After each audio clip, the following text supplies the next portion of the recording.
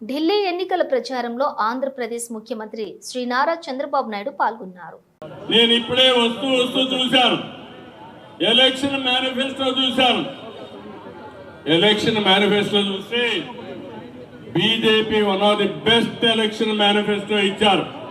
దగ్గర ప్రతి ఒక్క మహిళకి 2,500 రూపాయలు నెలకిస్తామని బీజేపీ చెప్తే ఆపైతే 2,100 రూపాయలే. 2 గ్యాస్ సిలిండర్లు ఫ్రీగా ఇచ్చి హోలీకి దీపావళికి 500 రూపాయలు ప్రతి సిలిండర్కు ఉచితంగా ఇస్తామని బీజేపీ చాలా స్పష్టంగా హామీ ఇచ్చారు. ఆయుష్మాన్ భారత్ లో 5 లక్షల రూపాయలు ఆరోగ్యం కోసం ఉచితంగా డబ్బులు ఇస్తున్నారు. ఇది కాకుండా పేదవాళ్ళకి మరో 5 లక్షలు ఇవ్వడానికి ముందుకు పోయారు. అదే ఆపం చూస్తే సంజీవని యోజన కింద ఫ్రీ మెడిసిన్స్ ఇస్తున్నారు తప్ప దానికంటే ఇంకోటి లేదు. ఇంకో పక్కన చూస్తే పెన్షన్లన్నీ కూడా సీనియర్ సిటిజన్లకి 2,500 రూపాయల వరకు ఇస్తున్నారు. అదే మరి వితంతువులకి, అదే మరిగా దివ్యాంగులకి 2,500 నుంచి 3,000 రూపాయలు ఇస్తున్నారు. వీళ్ళని చూస్తే ఎవరైతే రిలీజియస్ ప్రీస్ట్ ఉన్నారో వాళ్ళకు మాత్రం ఇచ్చే పరిస్థితికి వచ్చారు. ఎవరైతే గర్భిణీ స్త్రీలకి దగ్గర 6 న్యూట్రిషన్ ప్రోడక్ట్స్ కింద 21,000 ఇస్తున్నారు.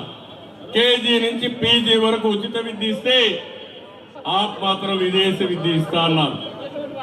ఈరోజు ఆప్ ఇచ్చే మంచినీళ్ళు కానీ కరెంటు కానీ బీజేపీ కూడా ఉచితంగా ఇస్తామని చెప్పి చాలా స్పష్టంగా హామీ ఇచ్చారు. ఇవి కాకుండా గరీబ్ కళ్యాణ అన్న యోజన కింద 5 కేజీల రైస్ కూడా బీజేపీ ఉచితంగా ఇచ్చే పరిస్థితి వచ్చింది. నేను ఇక్కడ ఒకే విషయం చెప్తున్నాను. ఈరోజు ఢిల్లీ చూస్తే ప్రతి ఒక్కరూ విమర్శించే పరిస్థితికి వచ్చారు. తాగునీరు అందించడంలో ఆ పార్టీ పూర్తిగా విఫలమైంది. ప్రధానమంత్రి గారు అమృత్ కింద ఇంటింటికి స్వచ్ఛమైన నీళ్లు కొళాయి ద్వారా ఇవ్వాలని సంకల్పించారు.